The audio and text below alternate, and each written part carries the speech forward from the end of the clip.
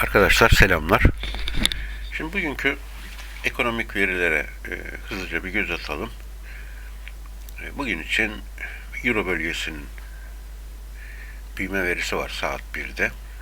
Bu ufakta bir hareket getirir piyasaya. Onun dışında önemli bir şey yok. Ama asıl hareket yarından sonra olacak. Çünkü yarın hem Euro bölgesinin tüfesi var, hem ABD'de ADP tarım dışı var.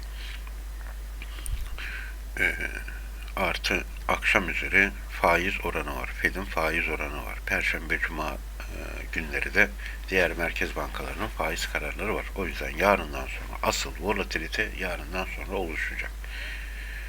Şimdi bir de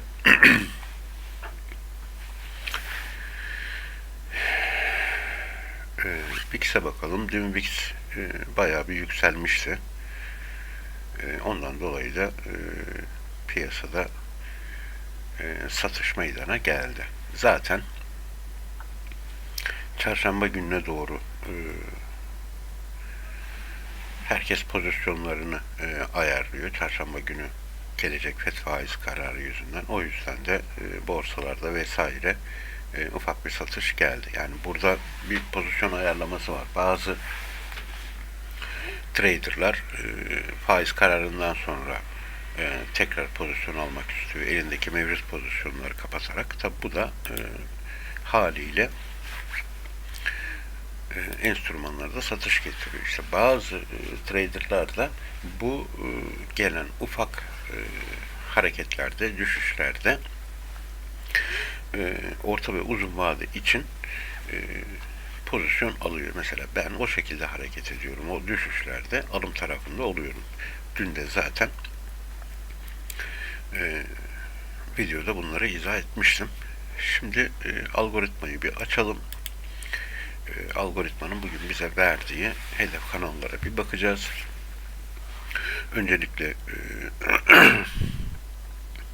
dünkü işlemlerde kasaya 33 euro kadar bir kar realizesi yapmışız. Mesela en son gümüşü kapatmışız 23.59'dan. Şu anda canlısı gümüşün 23.20.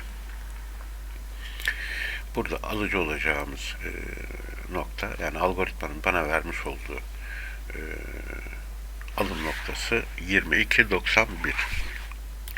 Ons altın için 1906'yı gösteriyor. 1906 geldiğinde algoritma alım işlemi yapacak. Mesela dün de onsta alım noktasında bir alım denemesi yapmış ve çok ufak bir karla da kapatmış. Şu anda ons altının canlısı 1908, 2 dolar daha aşağıya geldiğinde buradan ilk parça alımı yapacak. AVAX'a geçelim. AVAX 18.54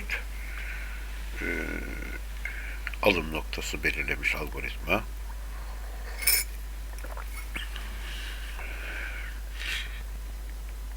Dünkü işlemlerde AVAX bir tane stop loss olmuş. 2 tane pozisyonu da ufak karla içeriye almışız. Ethereum'a geçiyorum. Ethereum 1470'i gösteriyor. Dün zaten Ethereum'dan alım yapmıştı. 1583'lerden 3 tane pozisyon açmışız. Dünkü o düşüşlerde ortalaması 1583'e gelmiş.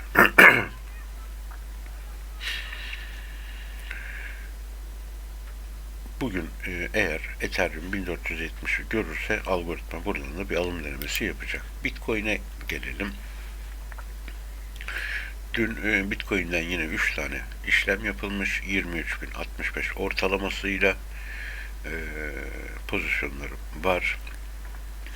Bugün de 22.088 gelirse algoritma oradan alım yapacak. S&P 500 3976 gelirse algoritma alım yapacak.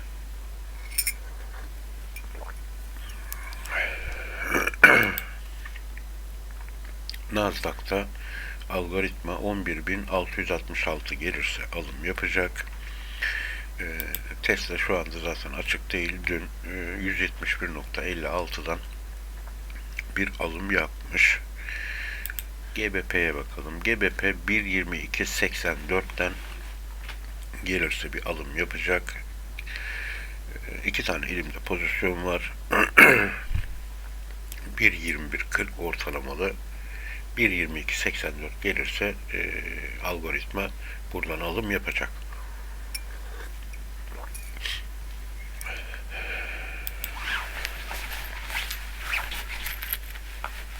Euro USD'ye bakıyorum. Euro USD'de 1.0798 gelirse algoritma alım yapacak. Elimde de Euro'dan 5 tane pozisyon var. Ortalaması 1.0726. USD JP'ye 132.76 gelirse satış yapacak algoritma. DAX'de de 102.92 gelirse yine bir satış yapacak. Şimdi bugünkü risk iştahımı dünden elimde zaten açılmış yeteri kadar pozisyon olduğu için risk iştahımı düşük olarak ayarladım ve algoritmanın verdiği rakamlar düşük, nötr risk iştahına göre olan rakamlardır. Alımlar için bu noktaları veriyor. Yine stratejide şuradaki şu günlük olarak yaptığı alımlarda da bugün eğer ola ki yükseliş gelirse dün açtığı pozisyonlarda